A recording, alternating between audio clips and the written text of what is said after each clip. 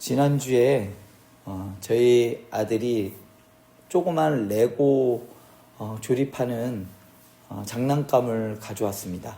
어느 분이 선물로 주신 것 같은데 그것을 조립하고 싶어서 조립을 시작을 했어요. 근데 정말 별 볼 일 없이 작은 거였습니다. 그래서 조립을 야심차게 시작을 했죠. 근데 시온이가 아빠 이거 좀 도와줘 이러더라고요. 그래서 그 쉬운 걸 왜 못할까 하고 옆에서 저도 조립 설명서를 보면서 조립하기 시작했습니다. 막상 조립을 시작하니까 그림이 참 이해하지 못하는 그림들이 있고 이런 부품이 어디 있는지도 모르겠고 참 간단하게 몇 장 되지도 않는 설명서였음에도 불구하고 참 조립하는데 애를 먹었습니다. 한 30분쯤이었을까요? 30분쯤 지나니까 옆에서 보는 아들의 얼굴이 조금씩 의심스러운 눈빛으로 보더라고요. 이거 다 하긴 할 건가? 오늘 중으로 다 이거 완성해서 나한테 줄 건가? 설명서가 참 애매하게 되어 있으니까 이거를 다 조립하기가 어렵더라고요. 결국은 다 완성을 하지 못했습니다. 조립을 하다가 설명서를 보고 하다가 이게 너무나 애매하니까 이것을 그냥 제 생각대로 그냥 이렇게 하다 보니까 전혀 이상한 게 되고 말았습니다. 결국은 저는 아들 앞에서 체면이 말이 아니게 되었습니다. 이때 속으로 이런 생각을 했습니다. 그 작은 그 설명서 하나 제대로 못 만들어가지고 좀 정확하게 좀 만들어 있으면 내가 잘했을 텐데 왜 이렇게 대충 만들어 놓았을까 이런 생각을 했었습니다. 그런데 지금 제가 장난감의 예를 들어서 그렇지 만약에 핵발전소를 만들어요. 핵발전소를 만들면 그 설계도에 그 나사의 모양이나 그 길이 하나, 철근 하나, 톱니바퀴 하나 이런 모든 것들이 아주 정교하게 그 위치를 표시해야 되고 또한 그대로 만들어야 비로소 안전한 핵발전소가 만들어질 수가 있는 거죠. 만약에 설명서가 대충 만들어져 있다면 주변 사람들의 안전을 보장할 수가 있었을까요? 이거는 안전을 넘어서 큰 재앙이 되고 말았을 것입니다. 이때 사람들의 마음에 드는 소원은 단 하나예요. 모호하지 않고 아주 빠짐없이 아주 정확한 설명서 그대로 잘 만들었으면 좋겠다. 이게 이렇게 될 거야 라고 추측하지 않고 아주 실수 자체를 막아주는 아주 살기 위한 설명서가 있었으면 좋겠다. 이런 생각을 하면서 오늘 본문을 한번 봤으면 좋겠습니다. 오늘 말씀 민수기 4장은요 아주 세밀한 규정들이 조금 다르게 보일 수 있어요. 회막에 가장 거룩한 기구들을 옮기는 일은 마치 원자로를 옮기는 것만큼이나 아주 위험해 보입니다. 한번 잘못 건드리면 이 죽음이 연쇄적으로 일어납니다. 그래서 하나님께서는 레위 사람들에게 특히 오늘 말씀에 누구냐? 고핫 자손에게 아주 오늘 말씀을 보면요 아주 숨이 막힐 정도로 이걸 읽는데 너무 어려워요. 너무 세심해요. 아주 세밀하고 숨 막힐 정도로 이 운반 설명서를 알려주고 계십니다. 왜 이렇게 세밀하게 하나님께서는 이것을 설명하고 계실까요? 그 이유는 민수기 4장 19절 말씀을 보면 그 이유를 아주 정확하게 설명해 주고 계십니다. 같이 볼까요? 같이 읽겠습니다. 그들이 지성물에 접근할 때에 그들의 생명을 보존하고 죽지 않게 하기 위하여. 맞습니다. 하나님께서는요 그냥 무서운 분이라서 너희들 이렇게 따라 훈육을 위해서 이렇게 규정을 많이 만드신 것이 아닙니다. 우리가 살고 우리가 죽지 않게 하시려고 그 거룩하신 하나님께서 우리 가운데 거하시면서도 우리를 살려주기 위해서 이 규정, 이렇게 긴 규정 그리고 이런 질서와 구조를 하나님께서 주신 겁니다. 민수기 4장은 레위 사람 세 가족이죠. 고앗, 게르손, 무라리에게 누가 무엇을 들고 갈 것인가 이것을 아주 세밀하게 나눈 장입니다. 고앗 자손은 무엇을 듭니까? 언약궤와 진설병과 상과 등잔대, 금양단, 번제당 등 아주 가장 거룩한 기구들을 고앗 자손이 들고요. 게르손은 장막의 휘장과 덮개들과 줄들을 들었습니다. 또한 무라리는 널판지와 기둥과 받침, 말뚝등, 구조물 전체를 드는 역할을 무라리 족속이 했어요. 또 그런데요, 이것으로 끝난 게 아니라 아주 숫자도 정확하게 세십니다. 오늘 말씀 4장 3절을 보면요, 곧 30세 이상으로 50세까지라고 하면서 아주 정확하게 숫자도 세서 얘기하고 계세요. 요때가 언제일까요? 인생이 아주 한창 때, 한창 힘을 쓸 수 있을 때, 사람의 힘과 판단력과 책임감을 가진 그 시기를 하나님께서 택하신 겁니다. 그리고 각자의 이름을 불러서 맡겨진 짐을 하나하나 나누어 주신 것이죠. 여기서 제일 먼저 눈에 들어오는 건요, 순서가 뒤바뀌었다는 겁니다. 무슨 순서가 뒤바뀌었을까? 맨 처음에 레위의 아들들을 소개할 때 순서가 민수기 3장 17절에 보면요, 게르손, 고앗, 무라리 순입니다. 왜냐면요, 게르손이 장남이기 때문이에요. 그런데 민수기 4장에서는 게르손이 아니라 누구부터 나오냐면 고앗부터 나옵니다. 왜 그럴까요? 왜 장손부터, 큰아들부터 나오지 않고 고앗부터 나올까요?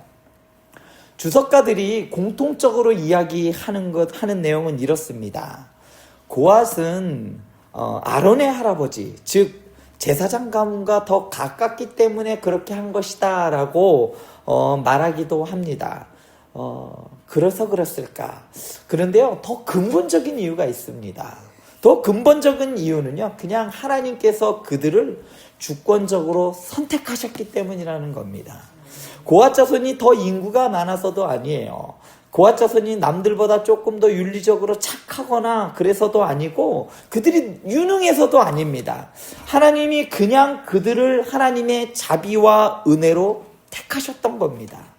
하나님께서는 이러한 선택을 성경의 곳곳에 보여주고 있어요. 하나님께서는 이스마엘 대신 이삭을 선택하셨어요.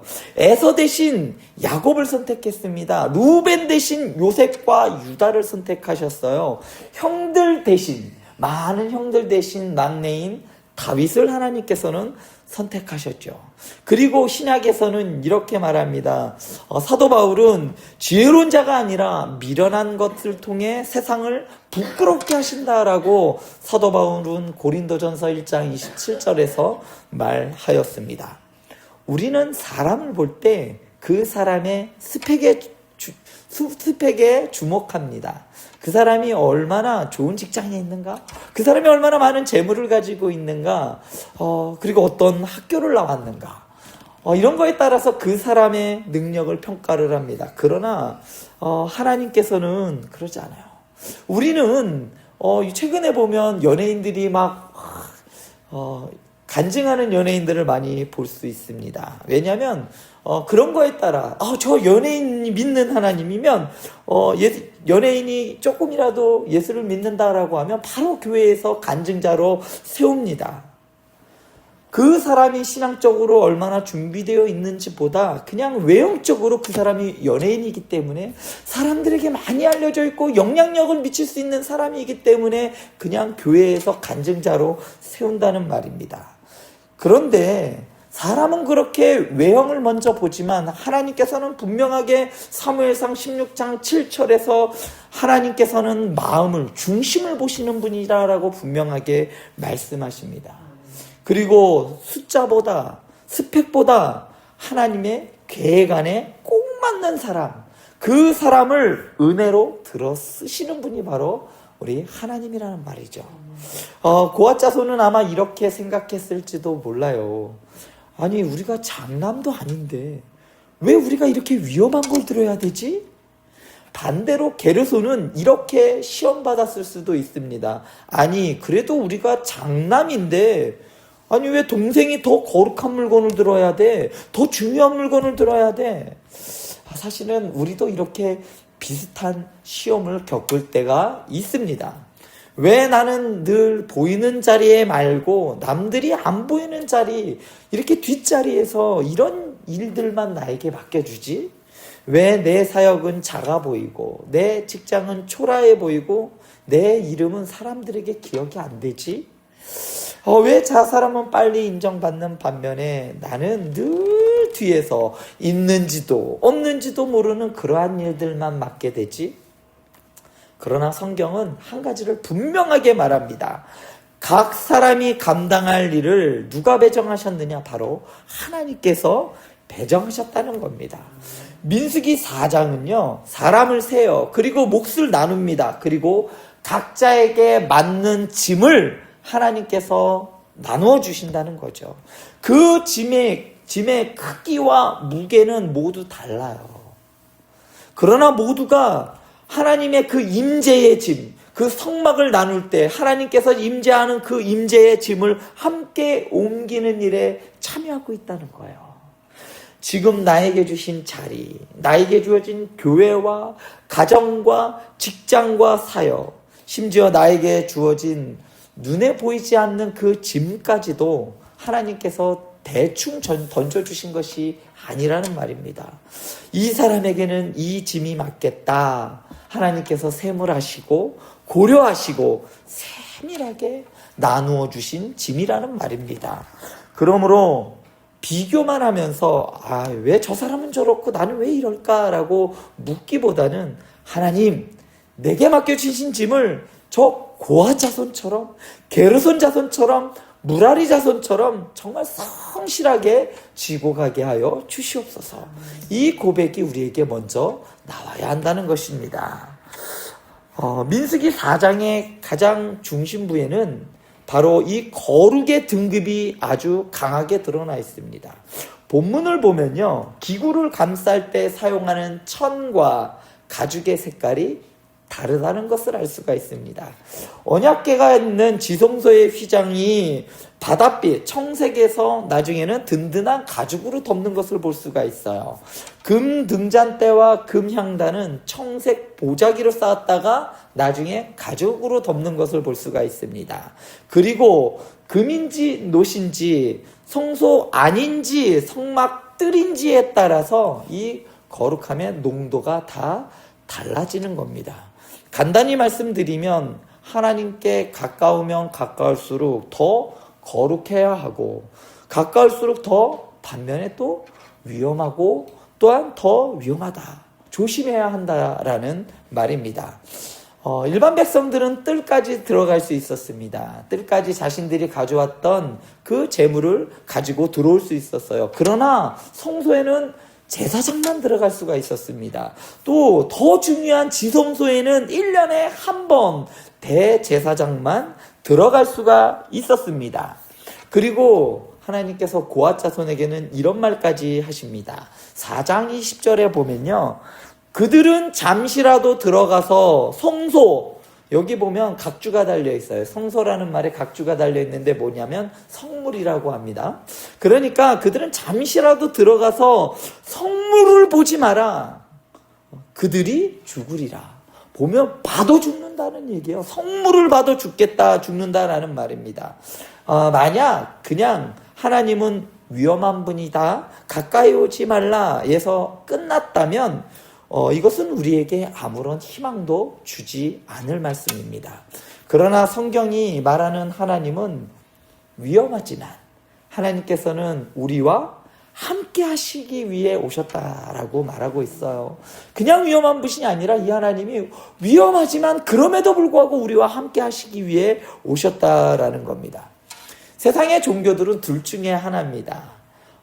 초월만 강조하는 종교가 있어요. 뭐냐면 제일 높으신 분, 멀리 계신 신, 사람과는 섞이지 않고 감히 범접할 수 없는 뭐 개인의 삶에는 전혀 관여하지 않고 그냥 지구주순한 신, 이렇게 초월적인 신만을 이야기하는 사람들이 종교가 있는 반면에 또 하나님이 그 임재만을 강조하는 그러한 종교가 있어요. 대표적인 게 그리스 신들인 거예요. 사람과 너무나도 비슷한 신이고 욕심도 있고 실수도 하고 질투도 해요. 인간과 거의 다를 바 없는 신의 모습을 하고 있죠. 그런 반면에 최근에 오늘날에는 오늘의 문화처럼 그냥 하나님을 그냥 좋은 분, 내 인생에 도움이 또 나를 무조건 응원해주는 에너지 정도로 이렇게 하나님을 축소시키는 성도들을 많이 봅니다. 그러나 성경의 하나님은 분명히 달라요.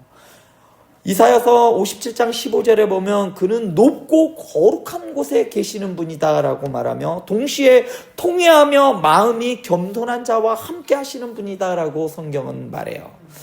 오늘 말씀 민수기 4장은 이 두 가지 하나님을 동시에 보여주고 있습니다. 먼저 임재하시는 하나님에 대해서 먼저 보여주고 계셔요. 이스라엘 백성들과 광야에서 함께 해주신 그 하나님 또한 이스라엘의 진영 가운데 장막을 치고 함께 하신 하나님, 그런 하나님이다라고 성경은 말해주고 있어요. 두 번째로 하나님은 거룩하신 분이시지만 그 장막은 휘장으로 막혀 있고 거룩의 등급을 분명히 하시며 잘못 다가가면 함부로 범하면 목숨을 잃는 것이다라고 하는 것이죠. 우리와 함께 하시지만 우리가 함부로 범접할 수 없는 오직 하나님의 그 경외만이 하나님께 드릴 수 있도록 하셨다는 것이죠. 대부분의 성도님들은 이 둘 중에 하나를 놓치는 것 같아요. 너무 높으신 분, 나 같은 사람은 가까이 갈 수 없어. 그래서 늘 죄책감만 가지시는 분이 있고 또 친밀한 사랑의 확신은 또한 갖고 있지 않는 경우들이 있습니다. 또 다른 한쪽은 하나님을 너무 가볍게 여기는 경우도 있습니다. 하나님은 내 편이야. 어차피 하나님 사랑의 하나님이지. 다 용서하시는데 뭘. 그래서 하나님을 친구요, 동료요, 응원단 정도로 하나님을 축소해 버립니다. 하나님께 대한 거룩과 하나님께 대한 두려움, 이 경외는 사라지고 그냥 편안한 종교성만 남아버리는 경우가 많이 있다는 겁니다. 오늘 민수기 4장은 우리에게 이렇게 말합니다. 하나님께서는 우리 한가운데 장막을 치셨지만 그분은 여전히 불타는 거룩이시다. 가까이 오게 하시지만 가볍게 대하면 죽는 분이시다라고 오늘 말씀은 말하고 있습니다. 그래서 하나님께서는 고앗 자손에게 이렇게 말합니다. 19절에 보면 그들이 지성물에 접근할 때에 그들의 생명을 보존하고 죽지 않게 하기 위하여 나중에 이렇게 하라라고 말합니다. 이 말씀은 자녀들의 교육에도 그대로 통하는 것 같습니다. 어떤 부모가 이렇게 말합니다. 저는요 우리 아이에게 절대 안 돼요라는 말은 안 해요. 오은영 박사가 그랬던가요? 아이에게 안 돼라고 하면 절대 안 됩니다. 부정적인 단어니까 제발 그렇게 하지 말아줄래? 이렇게 말하라고 합니다. 그런데 아이가 도로로 뛰어들 때, 차가 막 달리는 그 도로로 뛰어들 때 아이에게 그때도 제발 그렇게 뛰어들지 말아줄래? 이렇게 해야 할까요? 그 순간에 부모가 내뱉어야 할 말은 제발이라는 말이 아닙니다. 안 돼! 멈춰! 지금 당장 멈춰! 이렇게 강력한 명령이 필요한 겁니다. 왜냐하면 아이를 살리기 위한 말이기 때문입니다. 하나님의 율법과 하나님의 계명, 그리고 또한 하나님의 이 경계에 대한 말씀도 그렇습니다. 하지 말라는 말도 하라는 명령도 우리의 삶을 답답하게 만들기 위한 장치가 아니라 우리를 살리기 위한 울타리입니다. 우리가 하나님의 말씀을 들을 때 마음속에 드는 첫 반응은 어떤가요? 아이고 또 간섭하시네. 자유를 뺏어가시네. 아유 꼭 이렇게까지 하셔야 하나? 혹 우리가 그렇게 느낀다면 하나님의 거룩함과 지혜를 애들 수준으로 내려놓는 것인지도 모릅니다. 시편 119편의 시인은 이렇게 고백합니다. 주의 법을 어찌 그리 사랑하는지요. 주의 계명들이 항상 나와 함께하므로 그것들이 나를 미련한 자보다 지혜롭게 하나이다. 주의 말씀의 맛이 내게 어찌 그리 단지요. 내 입에 송이꿀보다 더 다니이다. 하나님의 말씀, 그러니까 하나님의 이 계명을 달다고 느끼는 사람은 이 하나님의 거룩과 지혜를 어느 정도 진지하게 이해한 사람입니다. 왜 내가 하나님의 법을 사랑하지 못할까? 그 이유 중에 하나는 하나님께서 나보다 훨씬 더 높고 지혜로우시다는 이 사실을 깊이 인정하지 않기 때문입니다. 10대 아이들이 부모의 말을 잘 안 듣습니다. 우리는 그거를 중2병이라고 많이 말을 하죠. 아이들이 부모님은 나보다 몰라 라고 생각하면 부모님의 모든 말이 그때부터 잔소리로 들리기 시작한답니다. 우리도 하나님을 그렇게 대하고 있지는 않은지 모르겠어요. 하나님의 말씀이 잔소리로 들리는 경우가 있지 않습니까? 하나님의 생각과 하나님의 지혜가 나보다 별 볼 일 없다고 생각할 때 하나님의 말씀이 잔소리처럼 들리게 되는 겁니다. 그러면 여기까지 말씀을 드리면 한 가지 질문이 생깁니다. 그렇다면 그 거룩하신 하나님 앞에 나는 어떻게 서야 하는가? 민수기 4장 이 말씀을요, 자세히 보면요, 실수는 곧 죽음입니다. 잘못 만지면 죽습니다. 잘못 보면 죽습니다. 잘못 가까이 가면 죽습니다. 그리고 갈라디아서 3장 10절은 이 원리를 이렇게 정리합니다. 무릇 율법 행위에 속한 자들은 저주 아래 있나니 기록된 바 누구든지 율법 책에 기록된 대로 모든 일을 항상 행하지 아니하는 자는 저주 아래 있는 자라 하였습니다. 그러니까 율법대로 여기 있는 말씀 하나도 제대로 지키지 못하면 다 저주 아래 있고 죽게 된다는 말씀입니다. 한 번만 어겨도 저주 아래 있다는 말이에요. 얼마나 무서운 말인지 모르겠어요. 숫자상으로, 계산상으로 보면 차라리 광야에서 죽은 이스라엘 백성들보다 살아남아서 지금 이 말씀을 듣는 이스라엘 백성들이 어쩌면 더 놀라운 기적이 아닐까요? 어떻게 그동안 하나도 어떻게 어기지 않고 여기까지 왔을까? 그렇다면 우리는 어떠합니까? 예수님의 기준은 더 높아요. 율법이 정한 것보다 예수님의 기준은 상당히 더 높습니다. 마태복음 5장 48절에 보면 하늘 아버지의 온전하신 같이 너희도 온전하라. 하나님처럼 우리가 온전하라는 말이에요. 분노하는 마음과 음욕과 미움까지도 다 죄로 다스리셔요. 그래서 마태복음 5장 22절에 보면요, 이런 아주 너무 놀라운 말씀이 있어요. 나는 너희에게 이르노니 형제에게 노하는 자마다 심판을 받게 되고 형제를 대하여 라가라 하는 자는 공회에 잡혀가게 되고 미련한 놈이라 하는 자는 지옥불에 들어가게 되리라. 근데 여기서 자유로울 수 있는 사람이 없다는 얘기예요. 이 기준 앞에서 우리 중 누가 나는 안전합니다, 나는 괜찮습니다라고 말할 수가 있겠습니까? 민수기 1장부터 4절의 말씀은, 지난번부터 오늘까지 살펴본 이 말씀은 거룩하신 하나님이 어떻게 하면 사람들 가운데 거하시면서도 그들을 죽이지 않고 지킬 수 있을까를 설명하는 장입니다. 그러나 이 구조에는 아주 치명적인 문제가 있어요. 이 모든 것이 누구의 손에 달려 있느냐? 사람의 손에 달려 있다는 겁니다. 사람이 어기면 다 죽는 거예요. 하나님은 이렇게만 하면 산다고 말씀하고 계십니다. 그런데 이스라엘 백성들은 어떻게 하나요? 그렇게 하나요? 그렇게 안 합니다. 그래서 민수기 후반부에서는 어떤 일이 벌어지냐면 한 세대 전체가 광야에서 죽고 마는 거예요. 문제는 하나님 편이 아니라 인간에게 있습니다. 그렇다면 하나님이 우리 가운데 거하시면서도 우리가 죽지 않고 오히려 하나님과 함께 사는 그 길은 어디에 있을까요? 바로 민수기 4장의 이 말씀은 바로 예수 그리스도께로 우리를 인도합니다. 어디에도 답이 없어요. 우리가 우리의 능력으로는, 우리의 행위로는, 우리가 선한 그 어떤 행위로도 우리는 하나님의 이 저주 아래서 헤어날 수가 없어요. 그래서 예수님입니다.